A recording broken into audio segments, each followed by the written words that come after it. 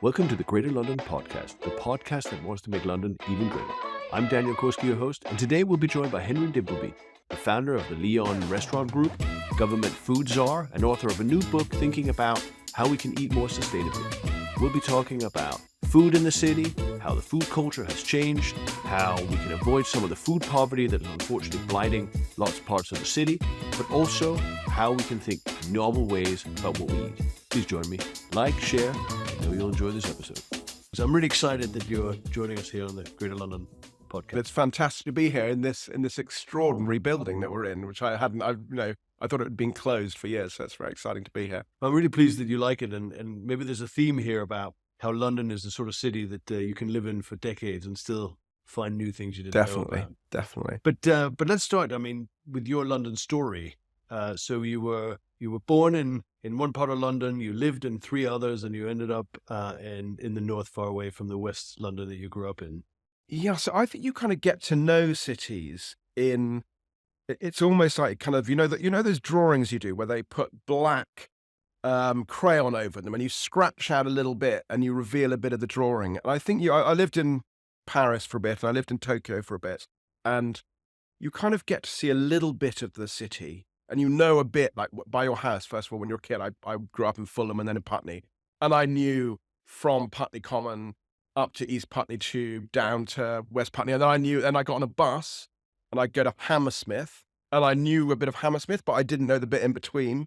And over time, I've moved from Fulham to Putney, then to the bottom of Holland Park, then to Ladbroke Grove, then to Shepherd's Bush, then moved east to kind of near Islington, and then ended up in Hackney near London Fields.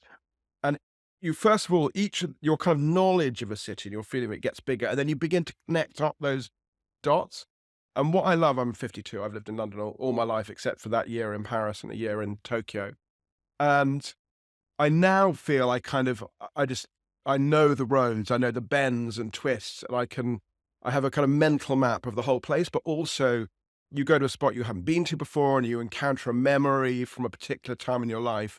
And there is nothing, music, there's nothing like that feeling of, the city is in your veins and your veins are in the city. And I just love this city. I think it's an incredible city. I know exactly how you feel. And it connects to this point of, and yet the city can still unfurl itself before you in ways you might not have realized, whether it's discovering buildings or frankly also because the city's under development at such breakneck speed that you go back to places you haven't seen for 10 years and you think, my God, it's really... Yeah, funny enough, I bumped into a retired nurse today, bizarrely. Anyway, I was chatting to her because we were stuck. We had that massive hailstorm and we were stuck under an awning, and I started talking. She was originally from Hong Kong and she'd come over here and she'd been a nurse here for years and years, and she'd lived in Gower Street for 29 years in the same flat in Gower Street. And I was talking about like how was it back when you first got here? And she was like, well, actually, this area was kind of okay, but north of the Euston Road. that was really... like north of the Euston Road back in the early 70s, late 70s was so things do unfurl. And sometimes you don't go, like I remember one bit of my life where we moved the Leon office across the river, moved south of the river. And every day I was going to work across the river. And I think crossing the river is one of the kind of great things of being a Londoner. And I realized that I hadn't actually crossed the river over a bridge probably for 8 years. And then all the things you see that change. And so I love the way that your memory is there, but people are doing things while you're not there. It's kind of exactly. But I've got to just pick up on this river point because it's so interesting to think, well, look, it's right there. And it's so important to the city, yet you could easily live a life of not getting close to it or using it. And the sad truth is a lot of kids in disadvantaged areas live right next to the Thames and never see it or use it. There is, though, this point, isn't there, that the city is both, the river is both enormously important to the city and also a bit underutilized. Yeah. Compared to other cities where you see, whether it's Stockholm or Singapore, where there's a real effort to use the city and the harbour, not just for goods transport and people transport, but for something more. Yeah, I think that there's obviously been, you can now walk along much longer tracts of the river than you used to be able to. But that hasn't, if you think about, as you say, Singapore, there hasn't been much effort to really use the river. You think we were talking about like what happens on the river early on before we started recording, and you think about that Chinese floating restaurant north of Regent's Park. That's right. Which I've never been to because I'm sure you'd. Feng Shui. Yeah, I think it's called. Have you ever eaten there? I've walked past it. I've always wanted to and not wanted to. It's been a great backdrop to lots of films as well. Yeah, so lots of people know it, but I haven't been there. But like, why isn't there more of that? Why aren't there floating barges on the Thames? Why isn't there life on the? It should be like when the river froze over in the 17th century. They had river markets, didn't they? Well, they had parties on there. They had bonfires. They had life, and there is no reason why we didn't do that. It's a massively underused asset. I should say also that in the recent years there has been more of a sort of artistic engagement with the river too. The light festivals and so on, which we never used to have. But I think you're right, and I would just add one other thing. Though we have more passageways and walking areas by the river, still large swathes of the river are impassable. And there's almost a point where when you look at the building, it's almost as if they're turning their back architecturally to the river. It's not a way of building houses that sort of embraces the river and engages with it, as you might see in places like Florence. So there's a sort of interesting. Yeah, and also there's occasionally you'll go and you will have a drink or have dinner with someone who lives in one of those. A lot of the flats they're right up against the river. So if you're a pedestrian, you're kind of walking on a tiny strip, and like you go up and you see those views, and you're like, this is like, why aren't we all allowed to see this? Quite well. Let that be an aim. But so an extraordinary London life. And how did you go from to what you were doing to the belief that with others that it was time to revolutionize the restaurant scene and build Leon? And what's the relationship between the drive to do so and London? Well, funnily enough, Leon started off as quite a selfish pursuit. So it's John Vincent, who was my co-founder. We were working together and we were traveling to and from Newbury because we had a client, we were consultants, we had a client in Newbury. And there was nothing to eat in those days. Like still actually on the motorway, it's pretty grisly. But you were either eating cold sandwiches in chiller cabinets or Kentucky Fried Chicken, which was delicious and then made you feel sick. And so Leon was originally just like, how do we create fast food that's kind of tastes good? But we also had a view about the kind of the chaining, the way that chains exhibited themselves in cities. So we also wanted to make them, we kind of imagined a high street, the old high street, where there was the independent bookshop and the and the independent butcher, and we wanted Leon to be different. So, all of the designs early on continue to be were very different, the different Leons. But London was... So they were different. They were different. Each shop was different in order to tailor it to the high street that it found itself in. Exactly. And the colour, we didn't have one colour. We sold 2 years ago, but we didn't then. We didn't have one colour. We didn't have one typeface. But the iconography was nonetheless what I'd sort of describe as 1950s French Riviera. Almost. So it was actually 40s fruit packaging. Right. Okay. So what we decided was we want to have like a natural layer with like stone and cardboard and wood, and then this kind of bright festival of color on top, and also fruit packaging. Like you don't process fruit, you just pick the good fruit. And actually what that iconography gave you was, there was no one logo, but if you saw a Leon bag, you knew it was a Leon bag, even though the logo was different on almost all of them. But the London side of it was simply, I think this is, I sometimes joke, like, if you want to be an entrepreneur, the best single thing that can happen to you is be born in America. Because, we were in London, we knew London, so we set it up in London. So to be clear here, the second best thing in your view is to be a Londoner. The best thing, if you want to be a person, the best thing is to if you add up all the benefits, the best thing is to be born in London. There's nothing better than I agree with that. But as an entrepreneur, if you want to do a chain, because you're suddenly, your scope for a chain in the UK, if you get one working, is a few hundred. If you get one working in America, you're suddenly, right, okay, 2,000, 3,000. So, but it was the natural place for you to start. And was it also a sense that something was happening on the high street in the years that you built Leon? Lots of other fast food chains emerged or had emerged and established themselves. Pret is probably the most, well-known example. Yes. But do you think there was something sort of happening which also came together with the arrival of a lot of, foreign workers, Eastern Europeans who took a lot of retail jobs? Was there something coming together at the moment when you created it? Yes, I think there was, but I think you have to trace that back to you kind of start in that journey in the 90s. So we used to have the worst restaurants in the world. Avocado pear, Proudly so. glass of orange juice as a starter.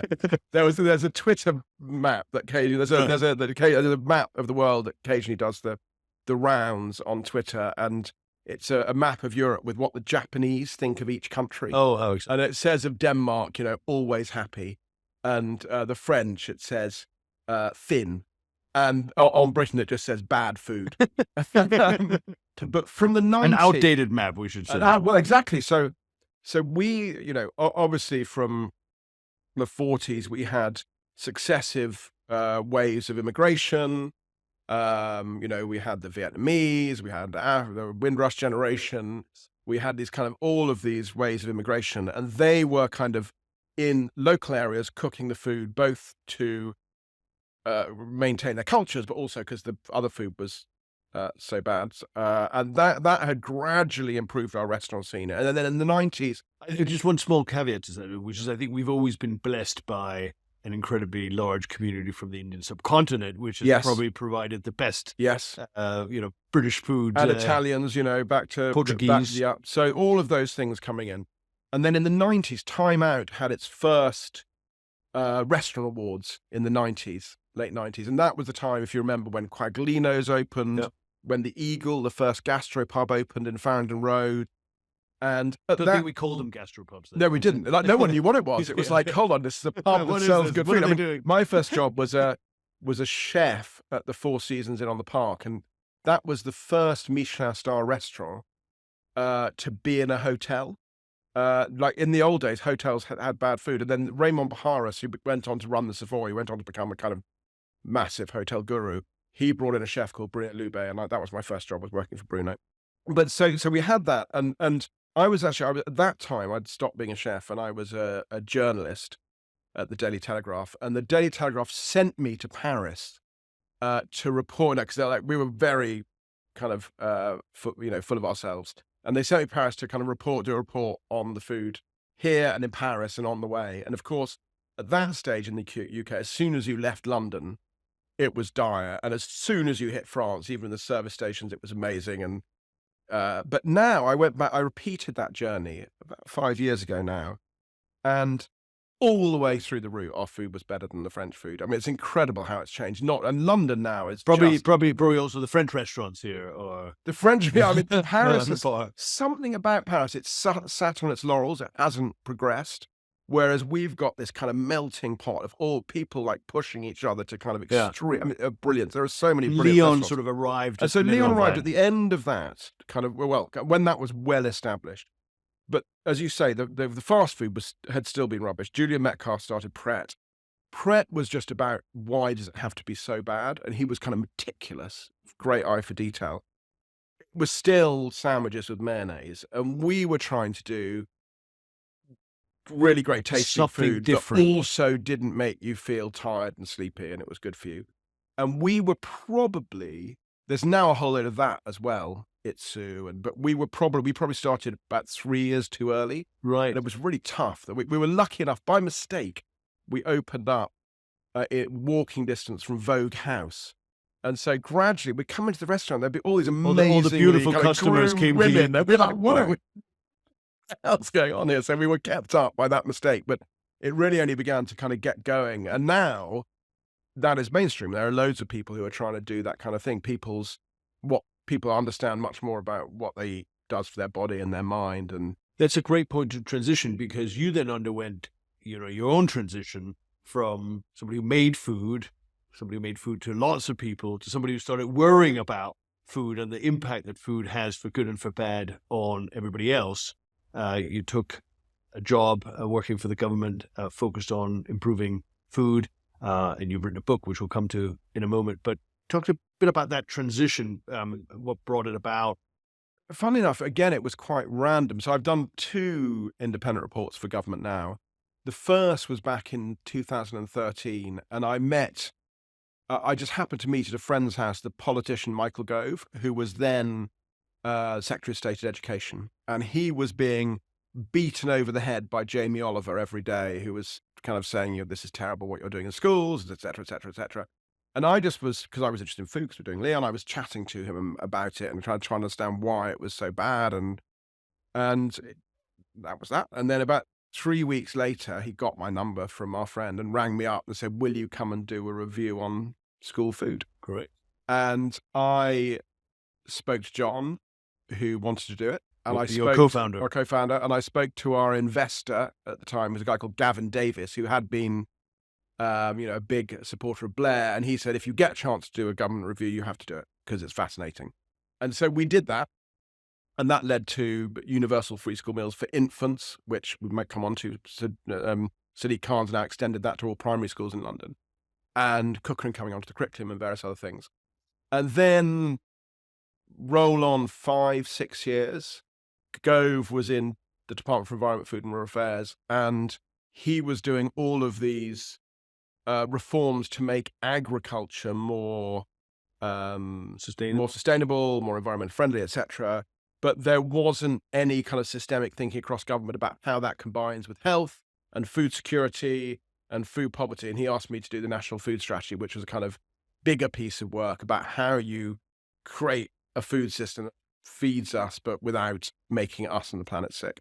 There's so many interesting things here, but before we get into the sort of policy detail, the meat, as it were, I have a sense that you're someone who is interested in a subject, and when you started talking about how you got further and further into policy making, I have a sense that it sort of gripped you, that it went from being an interest, maybe a profession and an interest, to a passion and a mission even. Yeah, I'm an accidental campaigner. So I think all my degree was physics and philosophy. And so I've always kind of liked to understand how things work, and also been quite both kind of logical, but also a bit left brain, right brain. And so when we started it, as I said, Leon was a very selfish pursuit. It was about how do I feed myself and our customers food that makes us feel good. But the way that we talk to people and the graphic identity, people began to assume that we were doing all sorts of things that we weren't doing. They assumed we were organic. They assumed we were, we understood everything about sustainability. And so that then led me down a rabbit hole, because that was a whole kettle of fish, or whatever you call it. That was a nightmare, trying to set up a business and work out the sustainability side. And then by chance, a friend of mine, Mark Sainsbury, who founded Morrow, which is another fantastic London institution restaurant, with Sam and Sam, he was struggling with sustainability, and he said, will you help me set up a not-for-profit, the Sustainable Restaurant Association, which helps people like you and me figure it out. While we're focusing on actually trying to make money and serve good food, figure that stuff out. So I kind of did that, and then learned a bit more. And then the more you learn, the more interested you go. And then you see things that you think, I don't really understand how that works. And I can't resist like just digging down into the guts of the problem. And so put simply, what was it that really dawned on you as the major problem that you thought we now need to start addressing? You've talked a lot about obesity, and that's been a huge debate. We can touch on that. But I sort of want to ask more broadly, what was it that really sort of... So I think people tend to, when you talk about these big systems problems, and, one of the great things, if you ever get asked to do a government review, I don't know, you may have done one already, but you should say yes, because you get to talk to anyone in the world, like the cleverest people in the world, because you have your car. I'm from government, British government, they'll talk to you. So people say, well, they draw these incredibly complicated maps, and they'll say everything affects everything, and that's not very helpful. Or they'll say, which is true, that government departments work against each other and you need a strong center if you're going to do it, which is true. So bureaucratic questions. Yeah, but that's not the problem. And the problem in the food system, there are 2 feedback loops that are going wrong. One is that our evolved appetite, which is incredibly powerful, Have you read Alive by Piers Paul Reed? Yep. So like the Chilean rugby players, they crash in the Andes, they eat their families and friends, first their bodies and then their brains and then their lungs to survive. So hunger will make us do extraordinary things. And our appetite makes us seek out food that is calorie dense, that is, that will fill us up high in fat, sugar, and salt. And food companies, not because they're evil, not because they want to kill our children, but just because that is what is profitable, have put more and more money into that kind of food. And so they make more money, we eat more, they make money, we get sick. High sugary content food. Processed food. And that is that 85% of processed food is that kind of food. And that, I call that the junk food cycle. That's a problem between the commercial incentive of companies and our appetite, evolved appetite. You need to break that. But just on that, the sugary tax that George Osborne introduced seems to have had an impact. Has it not? It's had an yes. So yes, it has. It's had an impact on it's taken a lot of sugar out of drinks. Funny enough, one of the big drinks manufacturers wrote to me while I was doing the food strategy saying, we think it's a good idea to extend that tax to other sugary goods. And I was trying to work out why they would do that. Were they trying to head off competition for the sugar rush? I think they're losing share of sugar. So I think basically the problem with complex systems is when you squeeze a balloon, and people seek elsewhere. I bet you they've literally looked at it and they've seen that people are eating more candy. Yeah. So anyway, so that's the kind of problem in the health side. And the environment side, it's actually... But hang on, just before we move on to that, because you seem to be taking for granted that this extraordinary and quite contentious policy intervention succeeded. But what we're actually saying is this actually did make a difference to that product line. Fine, it hasn't extended beyond that, and we can talk a bit about how that's a bigger problem in cities like London as opposed to the countryside. But just to be clear, in your view, that intervention did what it needed to do, and we need to learn from that for other things? Yes. So I think you need to do... There are some just really basic things that you need to do. There's a whole bunch of stuff, by the way. Government can do some things that are necessary, but you also need bottom-up movement. So you need better education. There are also things government can't do. But they should extend from that. They should ban advertising of junk food to kids and online. It's a wildly popular policy, proven to work, only not done. But Johnson almost did it, but then when he woke up, when he rose from his deathbed, he was going to do it, but then he didn't. And they're putting that on the back burner.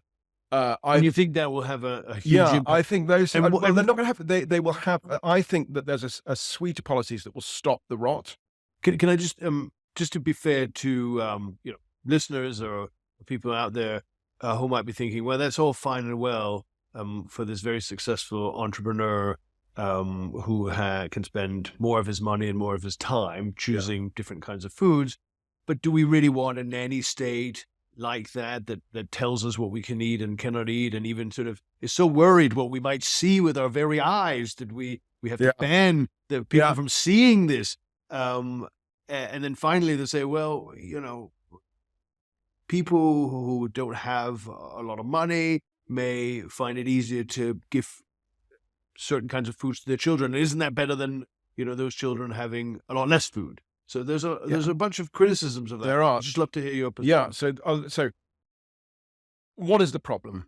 The problem is that by 2035, the NHS is going to be spending more on treating type 2 diabetes alone than it currently does on treating all cancers.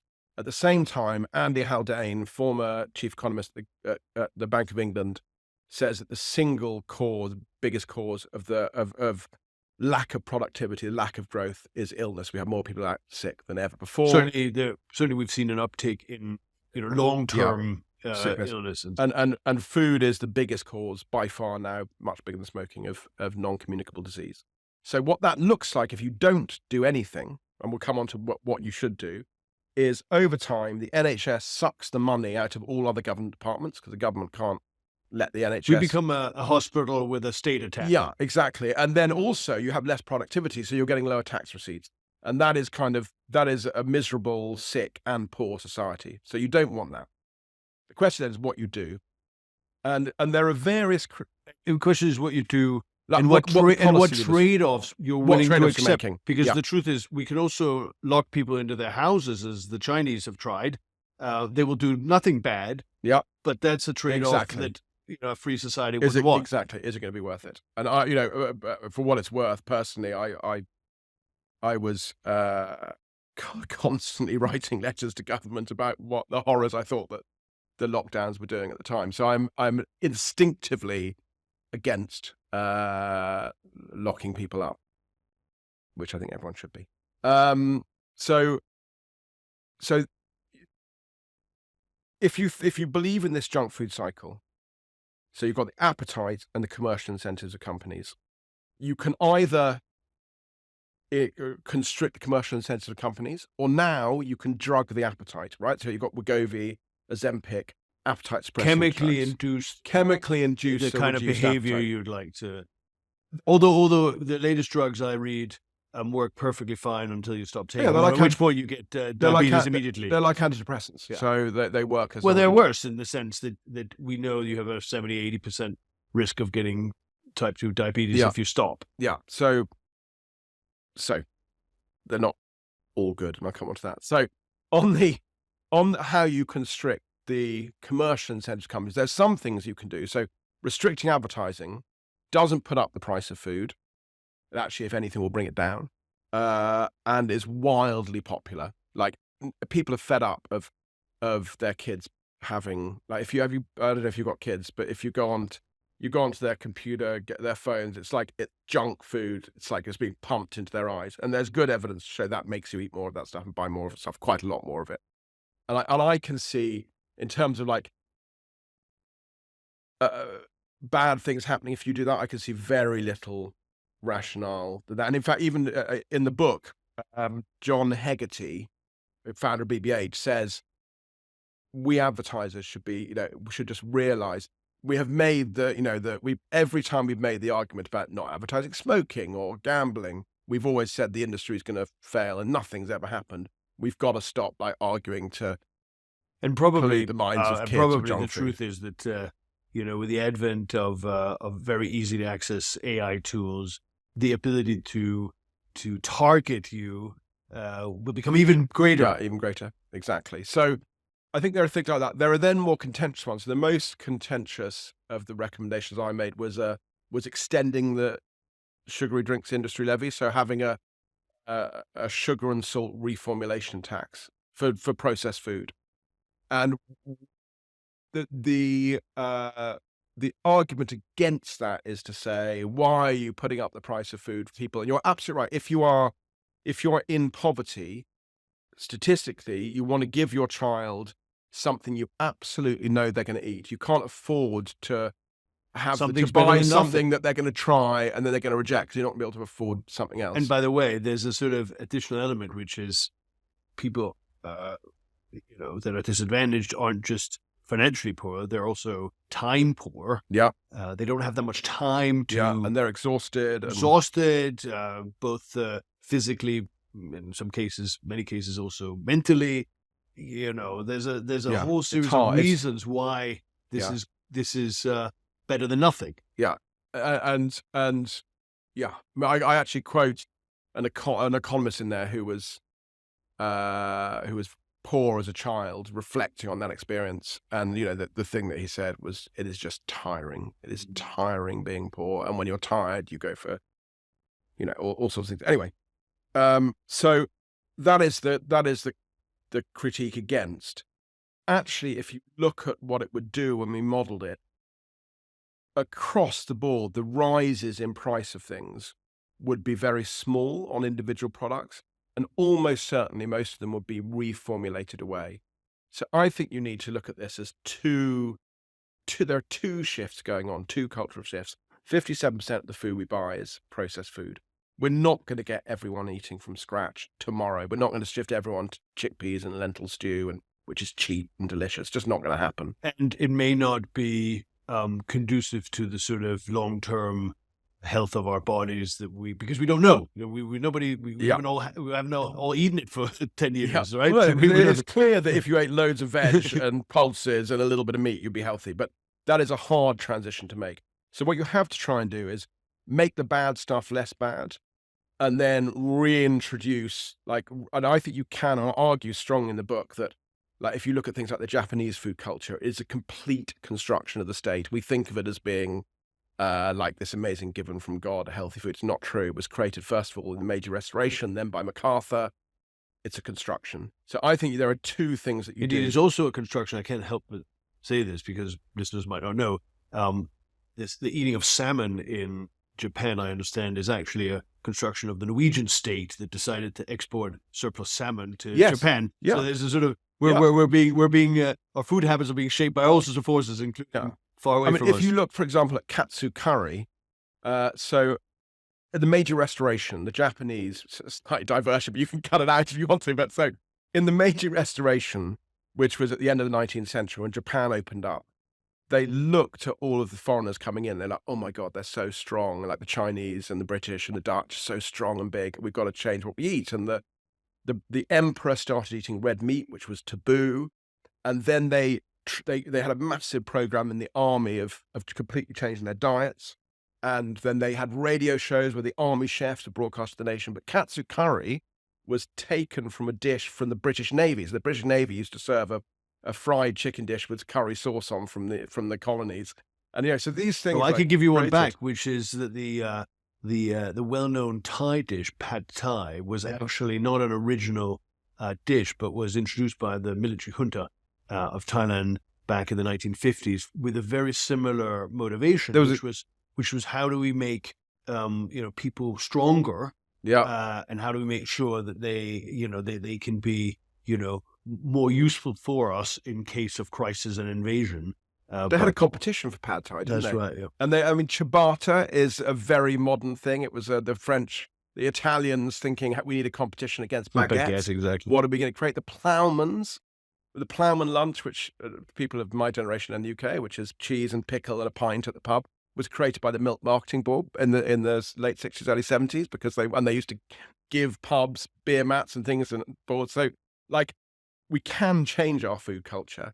And so we need to both intervene in the processed food to make it easier for companies to do the right thing, and then try and change the culture from the bottom up and make it a healthier food culture more generally. So if it's all so easy and it's all so patently obvious, and if it wasn't, then government ought to know, because as you say, you've written 2 reports and written countless letters. It sounds like you and the king probably compete for sort of scribbled letters to government ministers demanding action. But why isn't it happening then? So I actually think the environmental stuff is much easier because it is not fundamentally threatening to the economics of companies. The food system is 85%, as I said, of the food sold by fast-moving consumer good companies like Unilever and P&G and stuff is deemed by the World Health Organization to be not suitable to market to children. So there is a huge economic shift that needs to happen. And that is not, and our appetites are incredibly powerful.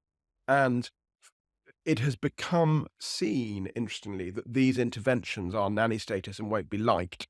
And so it takes quite a long term. But there are interventions. I mean, I appreciate that you want to describe them as not being nanny state, but isn't it fair to say they are nanny state? I stand by that, but I believe that nanny knows best. Well, so just to help you articulate the argument rather than pretending that it isn't that. No, sorry, it wasn't. I mean, I think nanny state, and a nanny state was invented in this country, I think in the 60s, when everyone who led the country pretty much had been brought up by a nanny, and they were very ambivalent about their relationship. Their parents had left them, and they were left with this nanny so we have a particular problem with nannies.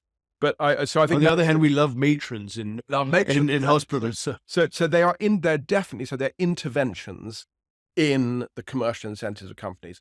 But what is government for, right? So I quote in the book Andrew Marr, the political interviewer journalist, who was known as Red Andy, who was a communist when he was a youth, and he said he came to see the power of the free market and realize that a planned economy, a communist economy, without the free market, it gives us so many things that we want, and we swim in it. It is the water we swim in, and it's an incredible thing.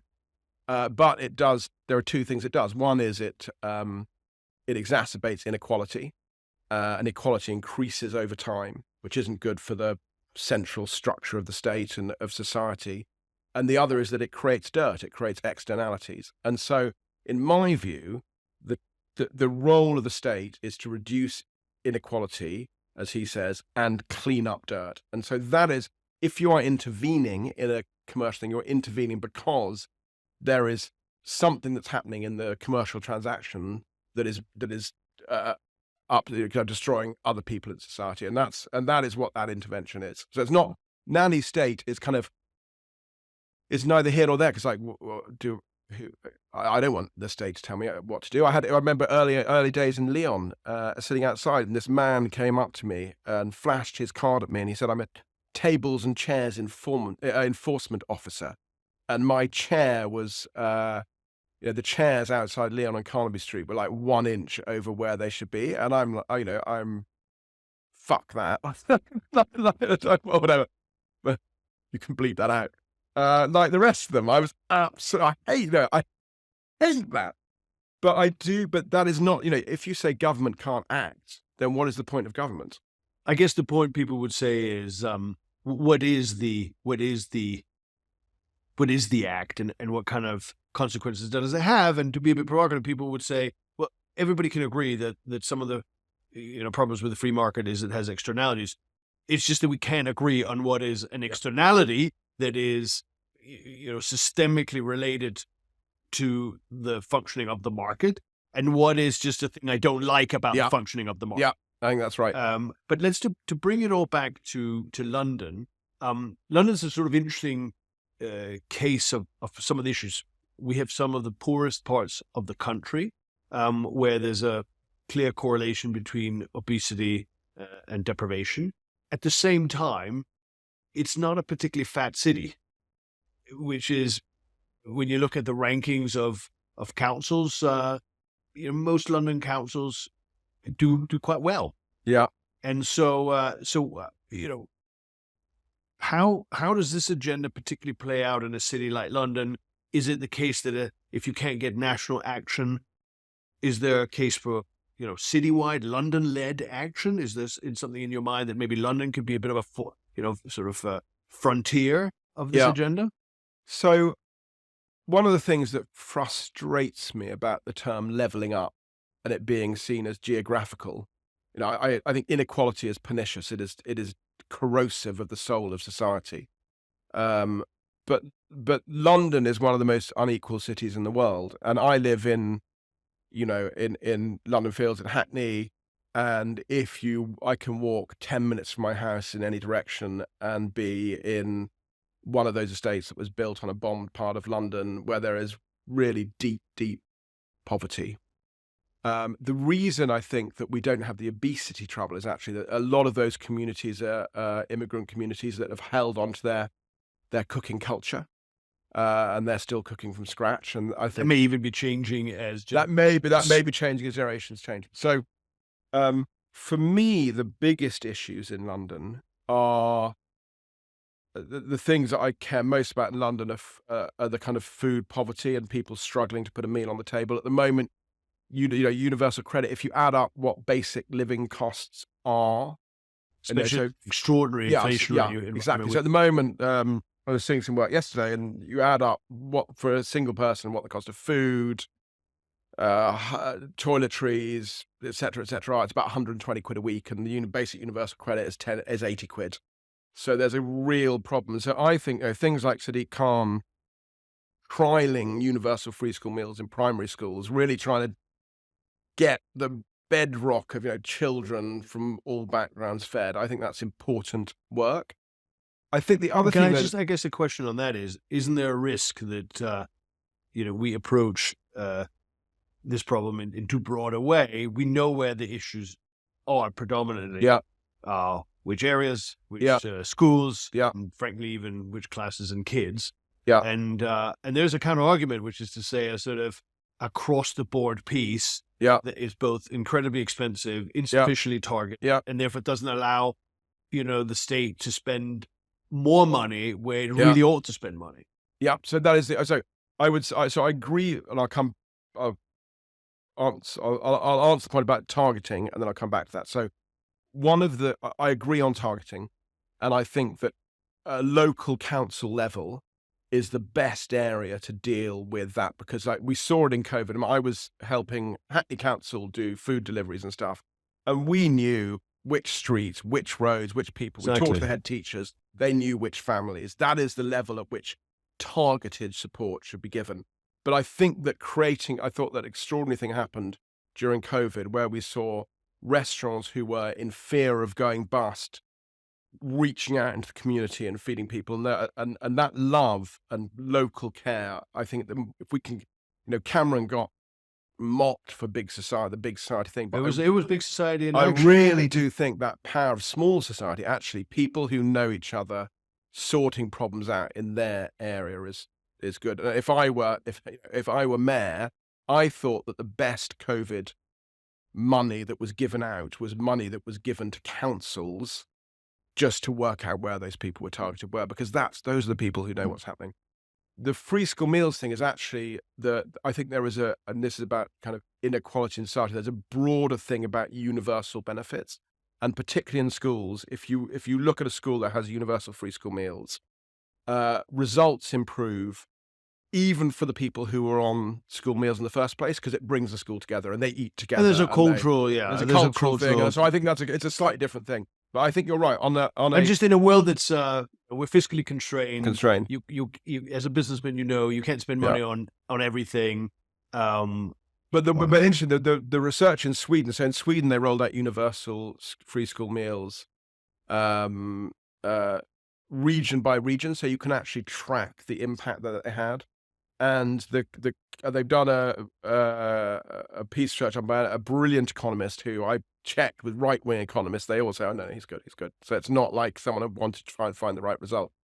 And they've estimated that for those poorer kids, that universal free school meals, not free school meals, added 6% to their lifetime income. That might sound a lot, but it was massive payback in terms of GDP. So. Interesting. I mean, there's a sort of fascinating question about how transferable some lessons are from other countries. I'm a great believer that we should absolutely be out there shopping in the world of policy experimentation everywhere, but we also know that things can be transferred across, and a lot of all things being equal. But it's certainly you also have to be careful that it's not. I mean, I remember going to Amsterdam. So Amsterdam was being held up as being the people who'd solved obesity. And the mayor had taken it really seriously, and they were doing kind of all sorts of interventions, experimenting. And I went to see them, and I said, "How's it going?" They said, "It's interesting. It's we haven't yet found out the answer yet, but we're still experimenting." But the Guardian wrote a piece about us. Now everyone comes from all around the world to come and tell us how it's done, and we're still working it out. So coming to the end here, and I just want to sort of land on the book, but your point reminds me of a conversation I once had with the head of the Global Institute at McKinsey, who had done a fantastic study of all the obesity strategies globally, and I was excited to be able to sort of ask the question, well, what is the one thing that makes a difference? And the author looked at me perplexed and said, I can't give you one, but I've got 70 great ones. Yeah. And that's a bit the problem, is that some of these complex, wicked problems don't have one or two easy to access solutions, but it's a whole range of complex things that have to interplay. You've just put out a book, Ravenous, available in all good bookstores. I'm not going to give you space to offer us 70 solutions. You've offered us a couple already, but tell us what you're trying to get everybody to do. What we're trying to do. So. Systems science was invented in MIT in the late 50s, early 60s, and they studied. Actually, weirdly, if you speak to biologists now, it's one of the studies that's gone from being a business study and is now used by biologists. So it's quite a rare drift the other way. But they studied all of these different systems, and they said one of the necessary conditions to change a system is for people to understand how the system works, and most people think the food system works in a way that is not the case. And so the book is, I hope, a thrilling, gripping. It's tried to write it like a thriller, but rewriting of the national food strategy, and it's intended that people read it. And the indexer, who was very dry, said that every night he'd been reading excerpts to his wife. So the idea is that you read it and you go, "Wow, I didn't know it worked like that." And the idea is just to change people's minds about how the system works, because then you can't even begin to start thinking. There are policy recommendations, but you can't even begin to think about policy if you don't understand why it works as it does. Fantastic. Well, Henry Dimbleby, a real Londoner, somebody who's actively changed how London looks and tastes, I might say, and with a great mission in his new book to make us understand better how the system works and hopefully benefit London particularly well. So thank you very much for joining us on the Greater London podcast. Thank you very much.